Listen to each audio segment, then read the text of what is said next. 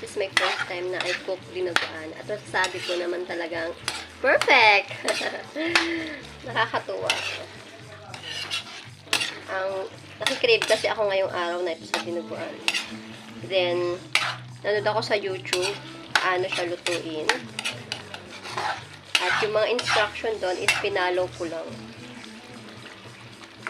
Ang pinagkaiba niya lang guys sa mga niluluto ng isang mga utahe is gisa-gisa lang naman pala ito eh. Ang gagawin nyo lang is meron lang talaga siyang dugo which is para talaga sa word na dinuguan. Madali lang siya magluto guys. Gusto ko na kumain. Grabe, nagugutom na ako. Sarap! Kitang-kita nyo naman, oh. Diba? Yun lang. Thank you so much. Kakain na me. Ito na nga. Nagutom na ako. Ito yung food ko. Char! Wow! Kakain na ako, guys. Bahala kayo dyan. Gutom na talaga.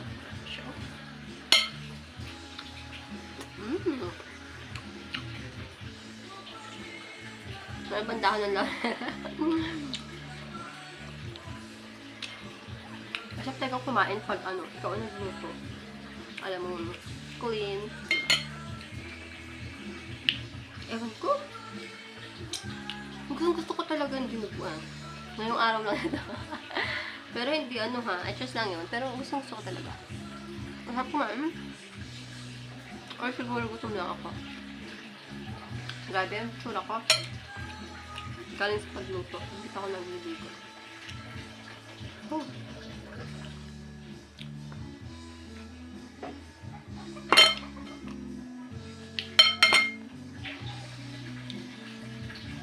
Dami kasi yung ginagawa ng isang ina. Oh, dito siya yan. Nakulang yan.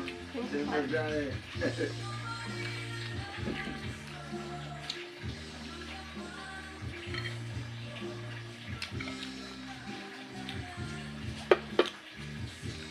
Hungry yan.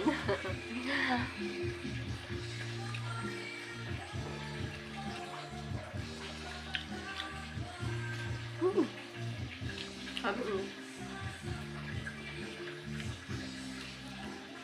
Parang nakakatuwa pag nagluto ka ng gusto mo.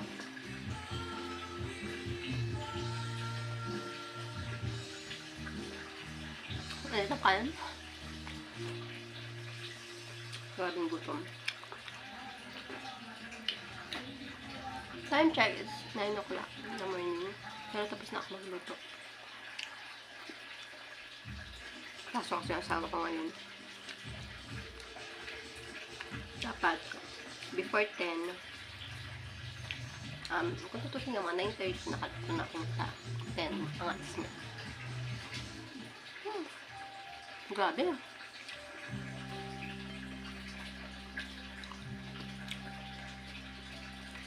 Matakaw ako guys. Gusto kong pagkain.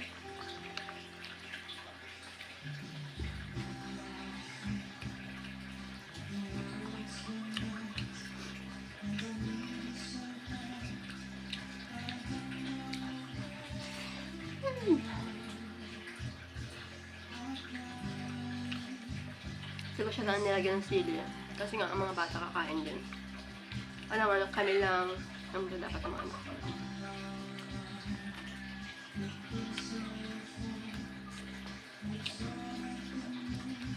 Diyan, medyo madami na ako niluto. Kasi papaunin niya rin sa trabaho niya. Ayaw niya kasi bumibili pa sa labas. Grabe, haggard ko. Okay lang yan mga mami. Mami naman tayo. Hindi natin kailangan maganda masyado.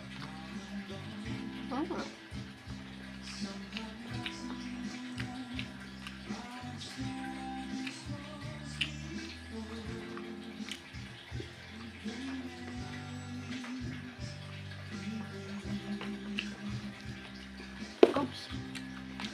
Maano siya.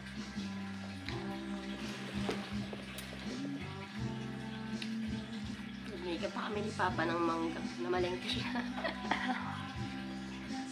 Dibi pulas na naman mga bata.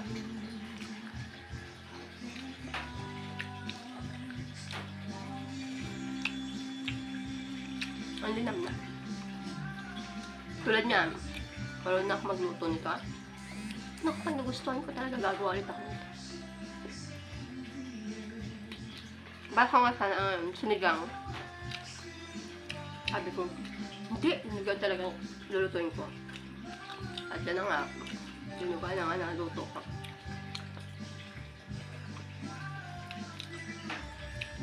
Yan, ano pa ako?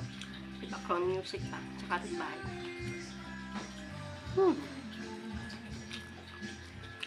Almasal ko lang to guys.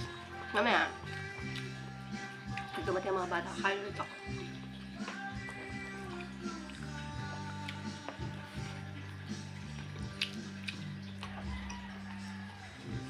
Kung ano naman ang piniprepare kong food, pinakain naman ng mga anak ko. Hindi sila tulad ng mga bata na ayaw nilang yung tunog. Gusto ko yung mga food na nandiyan sa pagkain, kainin nila. Ganun naman tayo mga mami.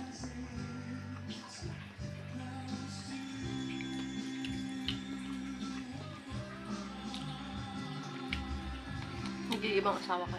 Ito muna ang tubig. Kami init. Puno na pala. Sabihan ko muna siya sa labas.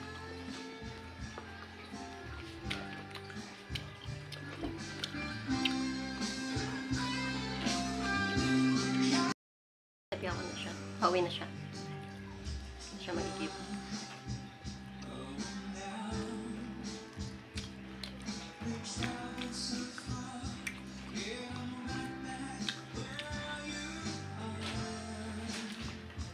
Masarap. Man yung sarap na. Boss!